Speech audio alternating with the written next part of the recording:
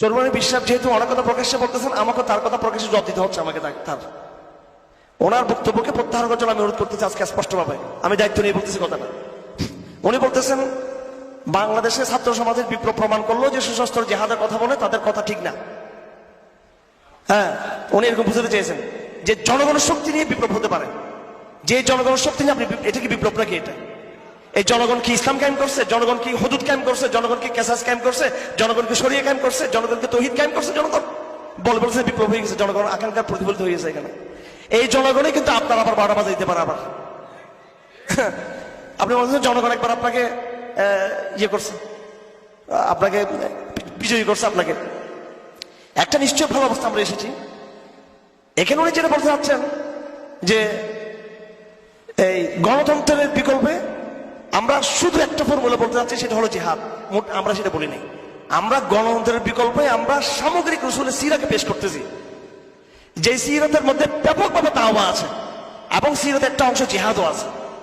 এখানে individually specific ভাবে এখানে শুধু এখানে জিহাদের কথা গণতন্ত্রের বিকল্প আনা হয় নাই।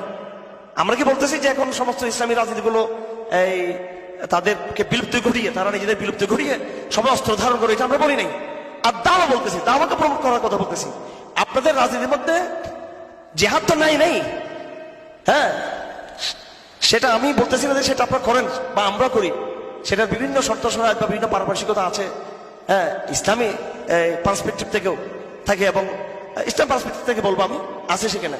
কিন্তু আমরা যেটা বলতেছি যেখানে দাওয়া নাই, কেন এই প্রচলিত রাজনীতিকে কি দাওয়া বলা যাবে পুরোপুরি? এটা একটা ঠিক, আমরা বিএনপি আওয়ামী লীগের মতো আমরা কিন্তু আমাদের, আমি তো নসিহা ভাষায় বলতেছি, সমালোচনা না। হ্যাঁ, এখানে দাওয়ার একটু অংশ আছে, যেমন নাকি রাজনৈতিক দলগুলা সভা করে, সেমিনার করে, সিম্পোজিয়াম করে, মাহফিল করে, এটা কিন্তু একটা তাদের, এটা তাদের এই কাজগুলো তাদের মধ্যে আছে। কিন্তু তাদের বারবার তাদের ইন্টেনশনটা থাকে এই ক্ষমতামুখী একটা ব্যাপার থাকে তাদের। আপনি ক্ষমতায় যাওয়ার জন্য, আপনি ক্ষমতা কেন যাবেন? এই রাষ্ট্রকে সংস্কার করার জন্য। এই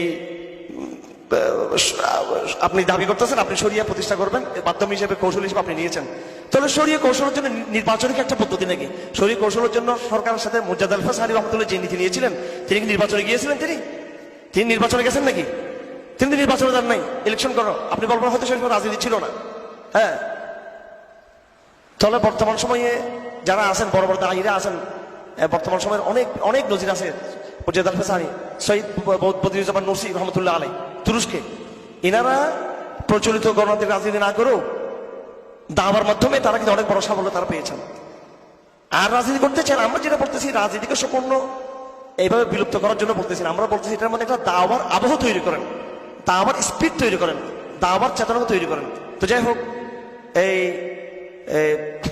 দিন কায়েমের প্রশ্নে বর্তমান যে বিতর্ক চলতেছে, এই বিতর্কটা অনাকাঙ্ক্ষিত। হ্যাঁ, এখানে আমাদের কিছু ভাইদেরও ভুল আছে। তারা বর্তমান সময়ে দাওয়া পদ্ধতি কি, ইসলামী সমাজ ব্যবস্থা, ইসলাম রাষ্ট্র ব্যবস্থা প্রতিষ্ঠার পদ্ধতি কি, তারা সেখানে সাথে সাথে তারা জিহাদের কথা বলতে চায়, কেতালের কথা বলতে চায়। এই জায়গাটাতে কিন্তু একটু ভুল হচ্ছে আপনাদের। আপনারা এখানে দাওয়া বিভাগ যদি জিহাদের কথা বললে সেটা কিন্তু সফল হবে না। জিহাদ ইজ পার্ট অফ দ্য দাওয়া। আপনাকে সামগ্রিক দাওয়া কি জিহাদ কি করতে হবে, সামনে নিয়ে আসতে হবে। আইনস্টাইনের একটা সূত্র আছে, সময় এবং কি স্থান, সময় এবং কি স্থান, এটাকে বলে থিওরি অফ রিলেটিভিটি। এই আপেক্ষিক মতবাদের মধ্যে সময় এবং জায়গা, তিনি বলতেছেন এক। সময় এবং স্পেস, টাইম এবং স্পেস, এগুলো একই জিনিস। আমি যেখানে বসে আছি, আমি যে জায়গায় বসে আছি, এই জায়গাটা তো চেয়ার না, এটা একটা শূন্য, একটা খালি জায়গা।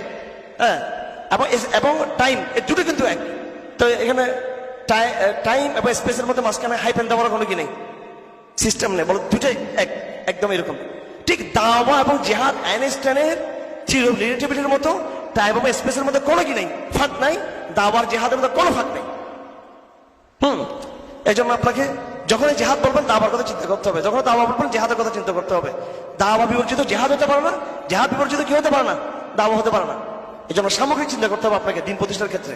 এবার কোন কোন জায়গায় দাওয়া দিবেন সেটা তার গ্লোবাল, তার ভৌগোলিক অবস্থা থেকে আপনাকে সিদ্ধান্ত নিতে হবে। ঠিক আছে, মায়ানমারের জন্য কি আপনি দাওয়া অ্যাপ্লাই করবেন? আপনি কি কাশ্মীরের জন্য দাওয়া প্রস্তাব করবেন? ফিলিস্তিনিকে আপনি দাওয়া প্রস্তাব করবেন? আপনি মুসলিম বিশ্ব ভূখণ্ড আমরা হারিয়ে ফেলছি, দাওয়া প্রস্তাব করবেন এখানে? একে নিঃসন্দেহে যে গ্লোবাল যে সংগ্রাম, আমাদের শেখরা শুরু করেছেন, অবশ্যই সমাধান উম্মার সেটাই, গর্বের সাথে আপনাকে সেটা বলতে হবে আপনাকে। আর আপনি আপনার ঘরে বাড়িতে এখানে আবার যুদ্ধ করবেন নাকি কিনা আবার, হ্যাঁ?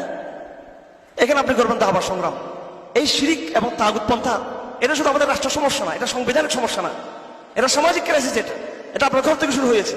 আপনার আব্বা, আপনার আম্মা, আপনার বোন তাগুত পন্থা লালন করে, আপনার ভাই তাগুত পন্থা লালন করে, আপনার ঘরে তাগুত পন্থা লালন করে। এটা আমাদের গোড়া থেকে শুরু করতে হবে কাজ, দাওয়ার কাজটা। এই জন্য এই দিন কায়েমের সুন্নাহ পদ্ধতি হবে দাওয়া এবং কি কাতাল, এবং আইনস্টাইনের ওই থিওরি অফ রিলেটিভিটির মতো মাঝখানে কি থাকবে না, এখানে কোনো স্পেস থাকবে না, এখানে এক বা দুইটা এক। আবার উদাহরণটা দিতে একটু হয়তো একটা বৈজ্ঞানিক উদাহরণ দিয়েছে, মানে আবার ওইটাকে ফলো করতেছে জানেন, জাস্ট উদাহরণ। এই দুইটা জিনিসকে আমরা এমনভাবে মিলে ফেলতে হবে যেভাবে বিজ্ঞানের মধ্যে, বিজ্ঞানের সূত্রে এই দুটো জিনিসকে মিলিয়ে ফেলা হয়েছে, সময় এবং জায়গাকে। আমাদেরকে দাওয়া হবে, জেহাদকে এইভাবে মিলিয়ে দেখতে হবে আমাদেরকে।